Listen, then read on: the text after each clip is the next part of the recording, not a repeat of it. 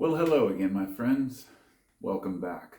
Today, I would like to address something that's just been on my mind lately, and especially today, as I've been working and listening to various discussions. One particular YouTube channel, and funny enough, I think he only had like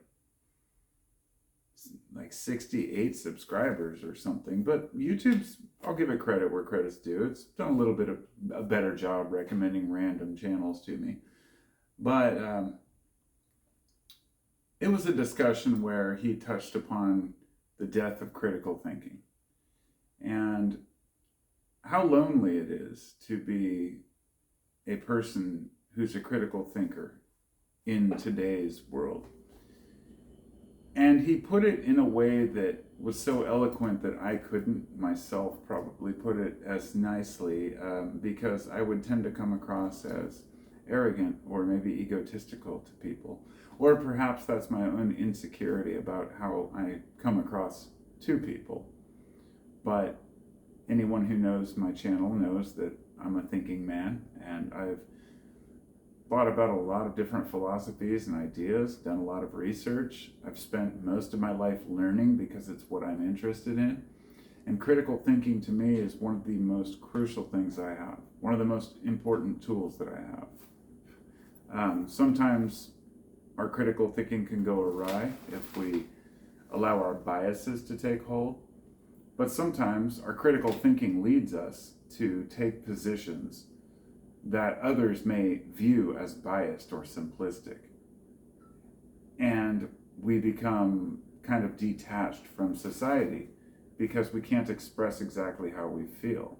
I think the perfect example that just came up off the top of my head there was, if I had, let's say I did not like the way that Donald Trump was acting or his behavior or something he did, and somebody would say, oh, you just have TDS. In other words, I may have spent hours critically thinking through this. Is this a good idea or a bad idea? Maybe we could have taken this option or that option. But ultimately what I'm getting at is, when you see things a certain way, it's very difficult to explain that to people without, especially in text or sound bites or a comment section, right? And everybody today is trying to fight in a comment section, and that's not going to resolve anything. The discussions have to be had in person, and they have to be had with an honest integrity to try to get to the bottom of the truth. And what we're finding is, and what's been on display for a long time, but people are finally catching on to, is that these people who play politician, they'll flip sides, instantly. They want to be seen, okay? And it's not about what side they take or what values they have. A lot of people out there will compromise their moral integrity in a heartbeat if it wins them an election or gets them a position, or in a company, maybe a CEO that wants to, just kind of twist the rules a little bit to get ahead. It's not something that's just speculative or just happens sometimes. That's business. That's how business is done, okay? And for so long, I've been aware and concerned about corruption and the issues that go on behind the scenes, the secret governments, right, the black ops, things like this.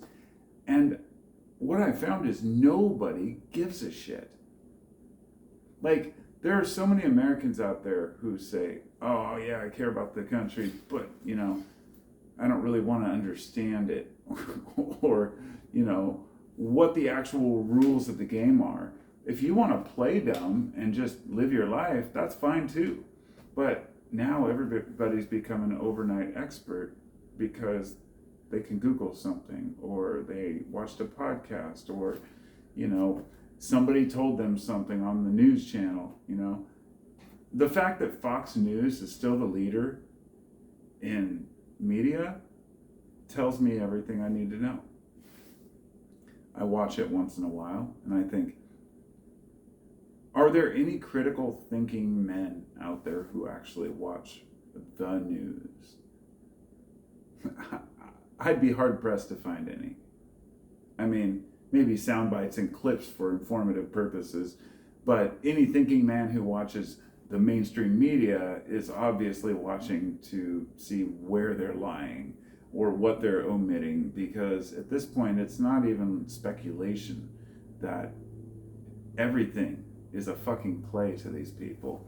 It's just, which parts of it are real are the question. Not which parts are we being lied to, but which parts are actually real.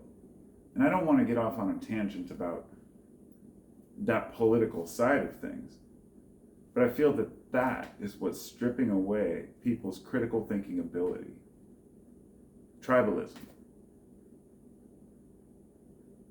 I have talked to folks who are so offended by, for example, the left, that they claim that they'll always be MAGA.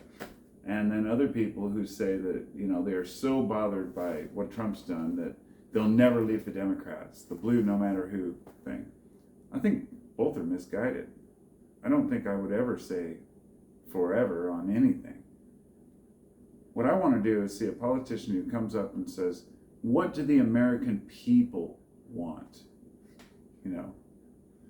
Do we want to go in and give our money to other countries? Do we want to go in and fight wars on the behalf of other countries? Do we want to cause strife and unrest in other countries just so we can get their resources? Or do we want to actually go back to something that a lot of people have talked about lately, which is America First, which an America First policy doesn't mean you ignore everyone. It means that you take care of your own problems before you're out there spending trillions on foreign wars that fail. But that's where we are. And once again, the thinking man was there to say, we shouldn't go to war in Iraq. And then you had guys like Dick Cheney, who coincidentally died today. Or maybe it was yesterday. I saw the news this morning and I mentioned it to somebody. I said, it's no remorse. I mean, he's playing golf with Kissinger in hell for all I'm concerned. I remember the lies he told that put so many, millions of civilians at risk and soldiers, and it's just, he was a monster. So, at the time, if anybody spoke ill against these intentions to go to war in Iraq, I was even told on the internet back then to that I was un-American, or if you don't like it, leave the country. And this is 25 years ago. And I was thinking, okay, so the attitude of people is believe what your government tells you is going on. And if they say that you're non-patriotic for not supporting war, then you should go along with that. The mentality to me is just, it was astounding to realize that people were that brainwashed to think that these soldiers weren't going to come back with lifelong PTSD and all kinds of issues, burn pits, I could go on, but nobody wants to go over and kill civilians when it's unnecessary. Our country has never been under threat from the Middle East, okay? But my whole life, we've been fighting wars there. And I've done a lot of research, and that's part of being a critical thinker. You have to do research. I mean, and when I have debates or discussions with a lot of folks, they'll, the minute you talk about evidence, they just clam up, and it's frustrating. And I try to just kind of move on with life and say, oh, well, it's the way it is. But when there's so much willful ignorance out there, when people are so tied into their ideas that they get mad at you, or they get mad at all of one group of people because, they think differently, it's often because they're fed propaganda. And if you say that, they become offended because you're offending what they believe to be true. This has been so obvious through Christianity, through history. The amount of offense people take when you don't believe what they believe or don't think what they think. And I personally find this to be what holds back society from progress. Because to pretend like we've always been divided or any nation has just been one group mind is ludicrous, which is what a lot of people are trying to push for. We have to accept each other's differences. You know, I mean, in the Middle East, back in ancient times, they had mosques and Christian churches as well as synagogues side by side down the street. It wasn't a constant battle of religion or beliefs. People have always been entitled to believe what they want. And generally, people have accepted that my neighbor might not think the same about God as I do, or the best political idea as I do. But the morals, as long as they're somewhat similar, we can get along with other people. And those morals are simple. And I thought about this earlier. I thought, we talk about the 10 Commandments, right? Which are nonsense, of course. I mean, the whole idea of an idol before God, it doesn't fit. As somebody has mentioned, like, I was thinking about this. How do you define evil? And I thought it was ignorance for a while. But I've been thinking a lot about this, and yesterday,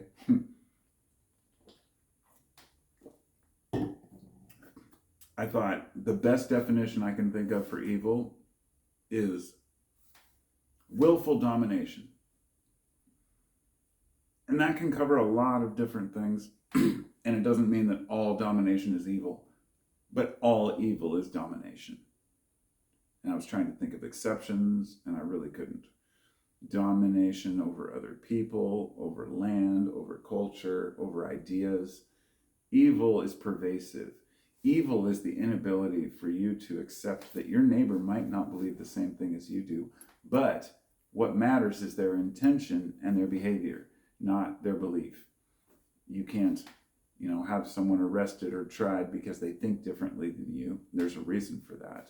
Of course, there are plenty of places where you can, and that's why America's different. That's what makes America unique. Because if everybody thought the same, you wouldn't need a law to protect freedom of speech and ideas. And that's where we're at.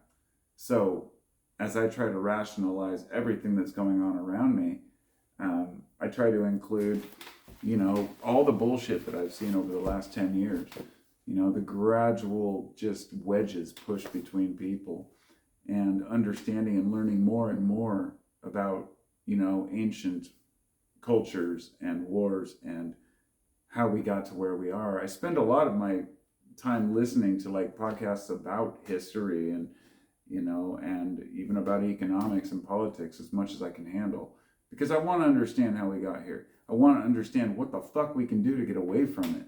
I want to understand how to get people back on track without becoming so cynical that I think it's over. Like, rational thought is dead. We're living in idiocracy. We've got brand names at the White House. We've got, if you haven't seen the movie, I hate bringing that up because it just seems so, come on, it's saying that we're all idiots, but we are. All of us. We've become too comfortable, too passive. We have to fight for our rights, and I'm included in this. I'm not innocent. I'm not some wise man sitting here telling you that I have all the answers and I spend all my time learning. No, I sit on my fucking ass and watch stupid YouTube videos sometimes, or watch dumb movies, or just sit and do nothing and think and stare into space because I'm human, okay? We're not all scholars. Some of us are just people. But goddamn, do you have to be somewhat of a scholar to make it through this fucking weird world that we're living in. And I'm trying my best to navigate it, and I know you are too. And so I just wanted to put this out there for the critical thinkers to say you're not alone. And you may feel lonely right now, but stick by your guns. Stick by what you know to be true. It's easy to get pulled down. It's easy to get pulled into culture wars. I found myself getting sucked into one thought or another because I resist one group so much that I'm like, oh, these other guys seem like, nope. Fuck the left, fuck the right, but also everywhere in between. Be an independent thinker. Derive your own conclusions. Do not believe the echo chamber that we're all immersed in, whether we know it or not, because the algorithm has us all. and do more of this and less of this. So we're all trying to break our addiction to technology, to news, to information. Some have done better than others. I still find myself falling into it. I avoided news for a year and a half, and then I got back into it like 6 months ago. Shouldn't have done that. On top of that, I don't have any notifications on my phone. I don't have any social media sites. I don't use Twitter. I don't use Facebook or any of those. I probably still have accounts, but I just abandoned them all and forgot my password because I don't want to be a part of that world.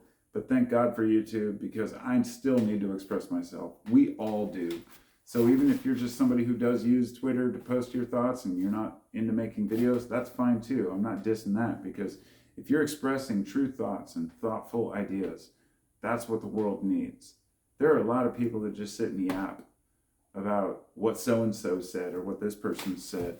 But you know what? I pay attention. I do my research. I do my homework. And my values are not ever compromised because somebody said something.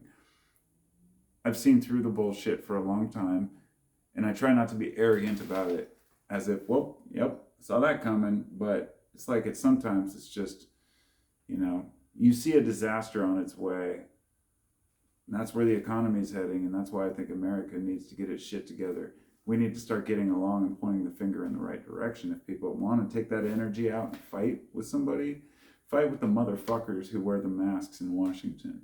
Because it's not me that's your enemy. The liberal fucking hippie dude. I'm actually not a liberal or a hippie. I'm someone who tries to be my own person. I guess I do fit into kind of the hippie category. And I also have classified myself as a liberal in the past, but that's long gone, because I was talking about classic liberalism, which is very simple. Leave me alone, I'll leave you alone.